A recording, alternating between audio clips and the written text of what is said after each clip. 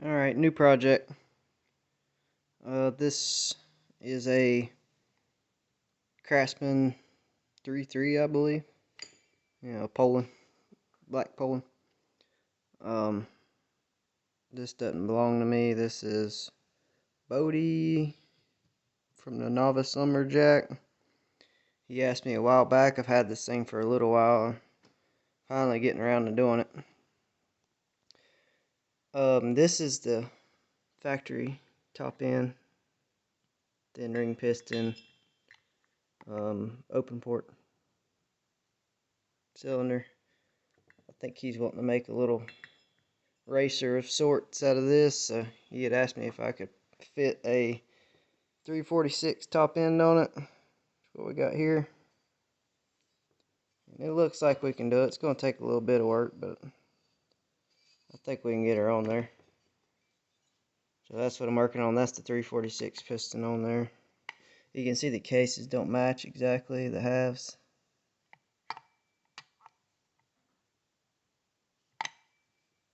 So I think I'm going to bore these cases a little bit and true that up, and then this extension should slip down in. It just doesn't go right now how it is, so it won't take much, and I'll just set it up in the mill real quick and bore that out, and then this should slip down on it. And what I'm going to do is put these aluminum bolts. We'll Loctite these aluminum bolts in the original holes, because the holes for the 346 overlap, I believe, the back two.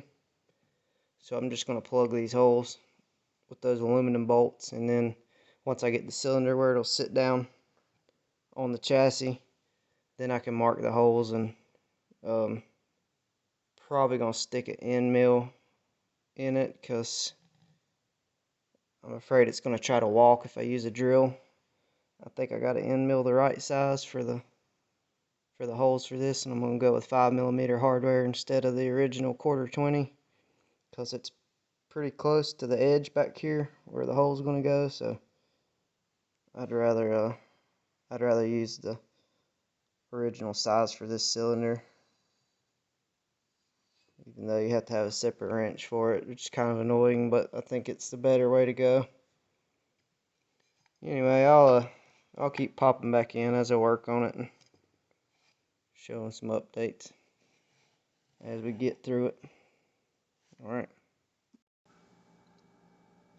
Alright, I got the cases bored. Well, it actually ended up only being 1/2. You can see how big the mismatch is.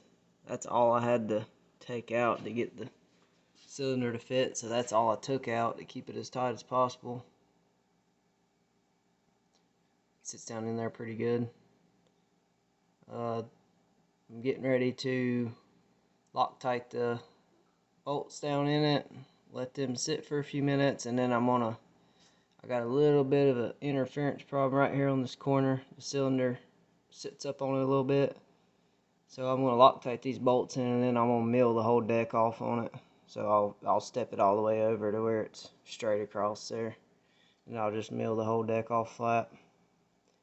We got a good flat surface there, and I'll sit the cylinder down on it and start looking about how the transfers are going to sit in there, and if there's room enough to mill it out to match the case, or if it's got to be done by hand.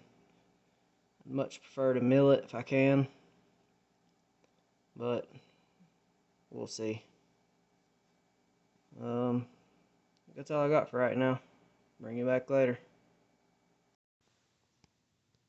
Alright, there it is, all decked off.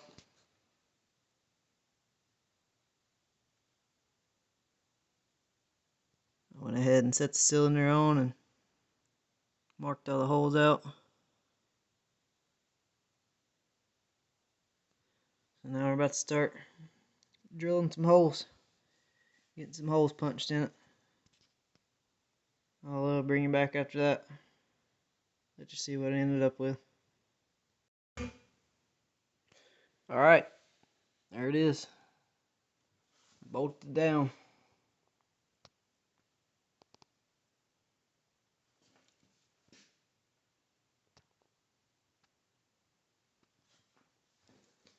to nip that one little fin in the corner right there to clear the case. Not much. Otherwise it sits down on there pretty good. Had to trim the skirt on the cylinder too. Everything went smooth with the hole tapping, so here's I'm about to pull this thing out of the mill here in a minute and put the crank back in it and see how much I'm going to have to take out of the squish band, because the piston is going to hit it. So I got to try to figure on how much I need to take out of there and get that done. But before I do that, I am going to, here's the original cylinder. You see how the fins are laid out on it. I don't know if it would ever be a problem if you just left that alone, but I think what I'm going to do is take what's still in the mill and bolt it down.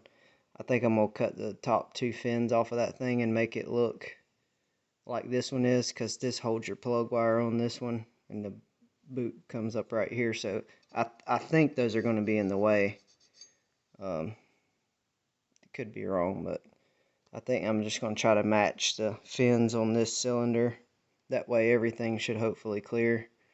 And I'll run that one off of the front too, you know, straight across. The ones on the sides ain't too bad. I probably could trim them back a little and try to get them all as close as I can to what this is. I think the front and the back are okay.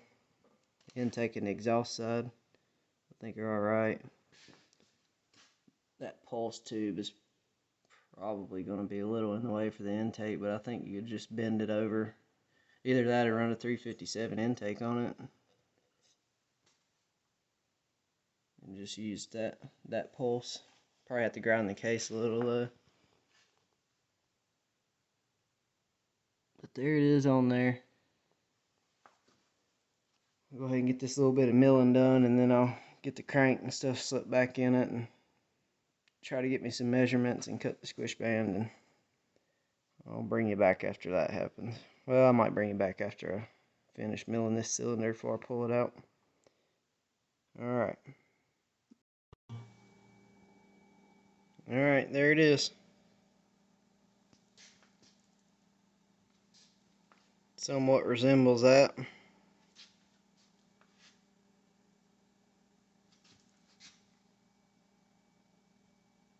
What the holes ended up looking like.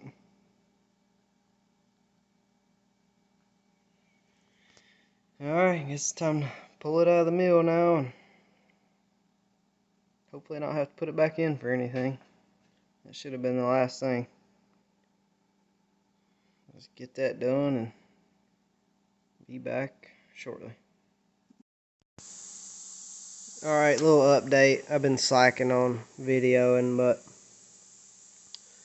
I'm putting the bottom end back together now. The cylinder is washing up, and once it gets done, I'm going to final assemble this, but pop in and show you everything. I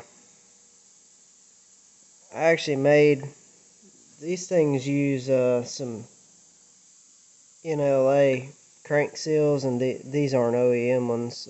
These are rubber clad ones. The OEM ones look like this, but they were this size if I'm not mistaken.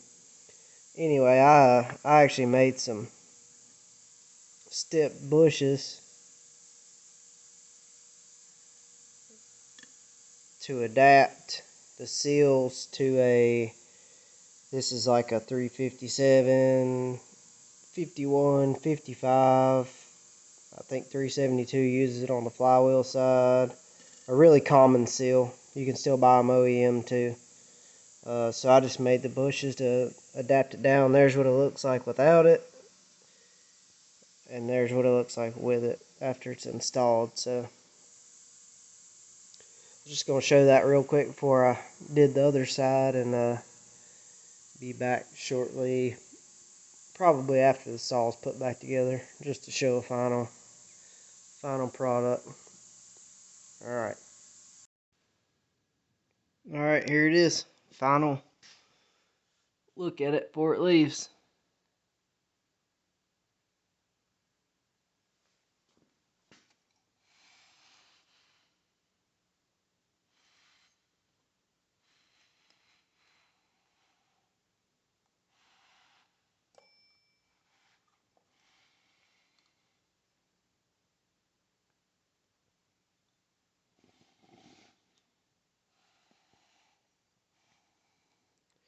It's on there. It's bolted down. Looks real sharp, I think. Everything seemed to work out okay. I have no idea where the timing numbers are on it. It's not my job. My job was to get the cylinder on the saw. And now it'll go to the next place it is headed, which I think is back to Bodie first.